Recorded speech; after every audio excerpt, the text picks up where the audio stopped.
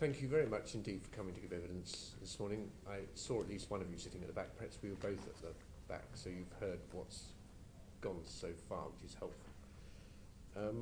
Why don't I start with a question to both of you, and start with you, Dr. Alton. Has QE been a tax on savers?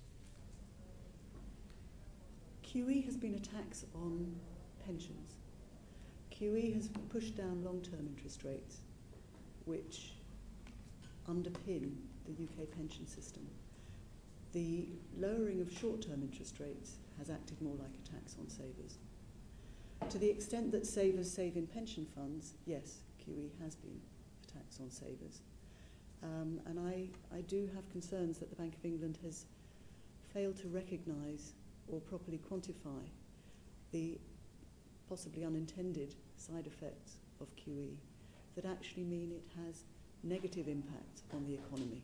So far from being an expansionary policy, indeed, it acts like a tightening of fiscal policy because it reduces the income of pensioners via any annuity purchases. It reduces the income of corporates who have to put money into their pension schemes rather than supporting their businesses. And it can reduce the income of pensioners themselves because some companies have indeed failed because they have been unable to support their pension schemes and pensioners lose out in the PPF. What we just heard from the NAPF was, while they should be mindful of these distributional effects, it's really for the government to take policy measures to adapt, not for the bank to alter its policy with respect to macroeconomic policy as a whole. Do you agree with that?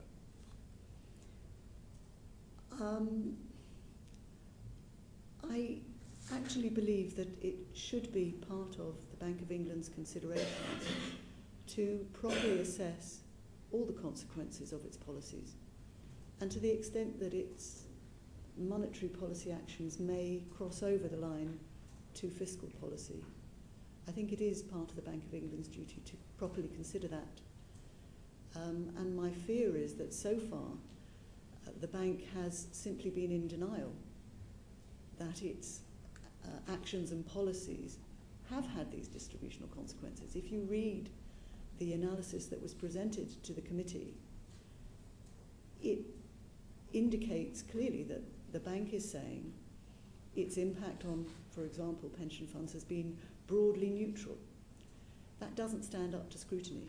It also suggests that its impact on defined contribution pensions has not been negative because the asset price rises that QE has supposedly engendered have offset the increased costs of annuity purchase. Now again, that doesn't stand up to scrutiny, and my evidence to the committee gives tables and figures which will support that view, and the bank doesn't seem to have actually given its own estimates to support its view.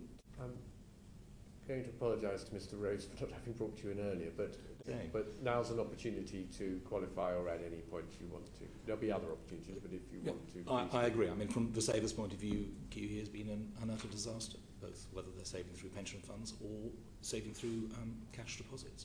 Not only QE itself and the lowering of interest rates, but of course inflation, which means that savers are suffering from negative real interest rates and unable to preserve the value of their cash. It's quite an appalling confiscation of wealth. And so QE is a tax on savers? Yes. I mean, undoubtedly. Like Ros, I don't feel that they considered what the consequences were going to be for everyone at all. There's this obsession in the document with the rise in the price of assets, but very little consideration about income, both for savers and pensioners, and indeed for anybody. I mean, QE is an inflationary policy, as they admit, and with inflation currently running higher than the increase in wages, it isn't just savers and pensioners, it's everybody who is suffering and feeling the pinch. But there are millions of people out there worse off as a result. Yeah. Yes. In a disguise, as a result of a disguised form of taxation. This is your view. Yeah? Yes, you can print money, you cannot print wealth. We get wealth from creating goods and services. So QE has not actually, I don't feel, has benefited the economy as a whole. What it's simply done is redistributing wealth.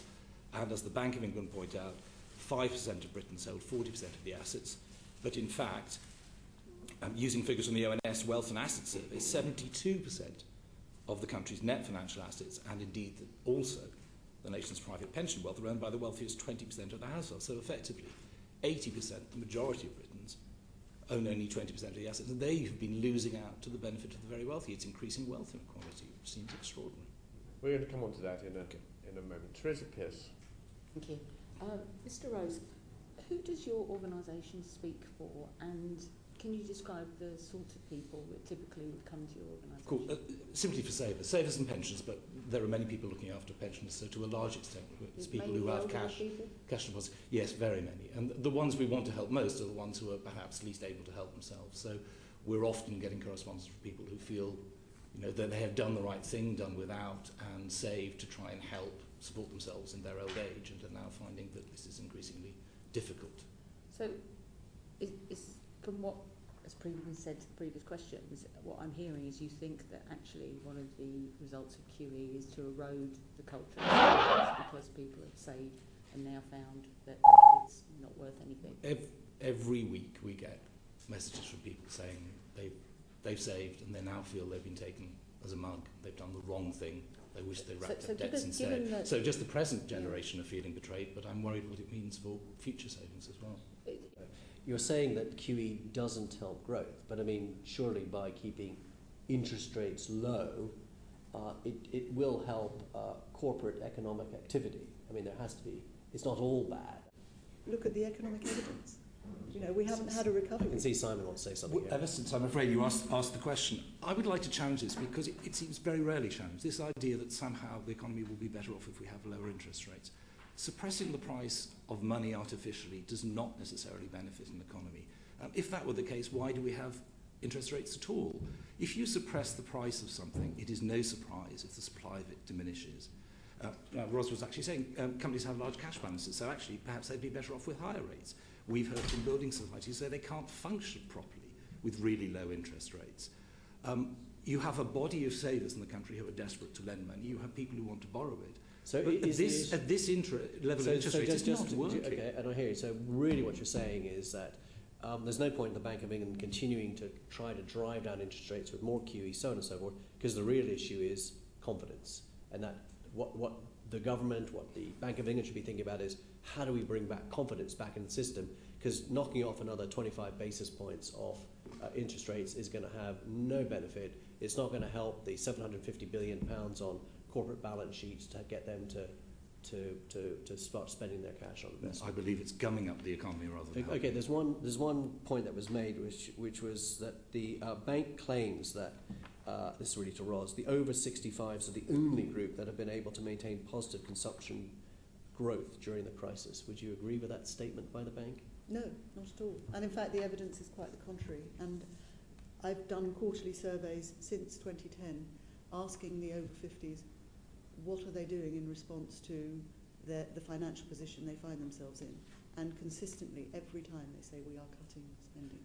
And if you look at the consumption figures, if you look at the spending patterns, that is borne out by the evidence. I think my concern here is that we have a policy that feels good short term.